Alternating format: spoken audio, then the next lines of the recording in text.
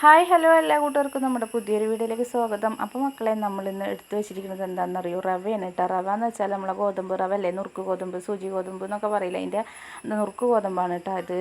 അപ്പോൾ ഇത് നമുക്ക് എപ്പോഴും സാധാരണ ഉപ്പുമാവൊക്കെയാണ് ഉണ്ടാക്കാറ്. അപ്പോൾ ഇന്ന് ഒരു വേറെ രീതിയിൽ ഉണ്ടാക്കിയെടുക്കാമെന്ന് വിചാരിച്ചു. നല്ല ടേസ്റ്റാണ് കേട്ടോ കഴിക്കാനായിട്ട്.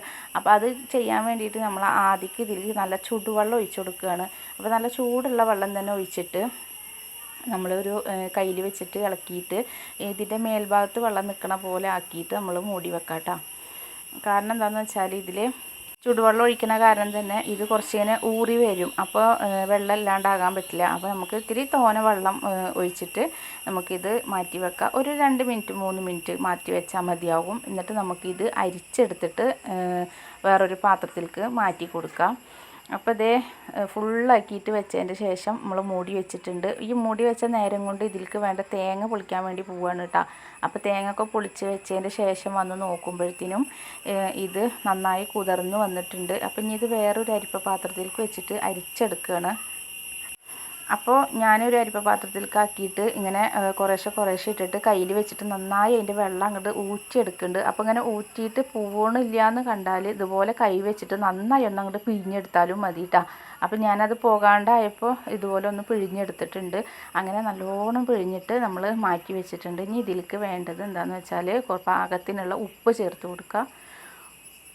ഉപ്പിട്ട് കൊടുത്തതിൻ്റെ ശേഷം നമുക്കിത് നന്നായിട്ടൊന്ന് അങ്ങോട്ട് ഇളക്കിയെടുക്കണം. ഈ ഉപ്പ് എല്ലാ ഭാഗത്തൊക്കെ ആകുന്ന രീതിക്ക് തന്നെ നമുക്ക് നന്നായിട്ടൊന്നുകൊണ്ട് കൈ വെച്ചിട്ട് കുഴച്ചെടുക്കാം കേട്ടോ. ഇനി ഇതിലേക്ക് ഉപ്പിൻ്റെ കൂടെ നമുക്ക് വേണമെങ്കിൽ ഒരു ചെറിയൊരു സ്പൂണിൽ ഒരു സ്പൂണ് പഞ്ചസാരയും കൂടി ചേർത്ത് കൊടുക്കുക. എന്നാൽ നമ്മളിത് കഴിക്കുന്ന ടൈമിൽ കുറച്ച് മധുരമൊക്കെ ആയിട്ട് നല്ലൊരു ടേസ്റ്റ് തന്നെ ഉണ്ടാകും. അപ്പം ഞാൻ മധുരം ചേർത്തിട്ടില്ല കേട്ടോ.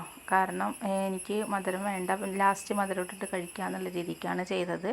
പിന്നെ ഇത് നമ്മൾ തേങ്ങ ചിരകി ആ ചിരട്ടയിൽ തന്നെയാണ് കേട്ടോ ഇത് ചെയ്തെടുക്കുന്നത്. അപ്പോൾ ആദ്യം കുറച്ച് തേങ്ങ ഇട്ടു, പിന്നെ നമ്മൾ കുഴച്ചെടുത്തിട്ടുള്ള ഈ നുറുക്ക് ഗോതമ്പ് ഇട്ട് കൊടുത്തു.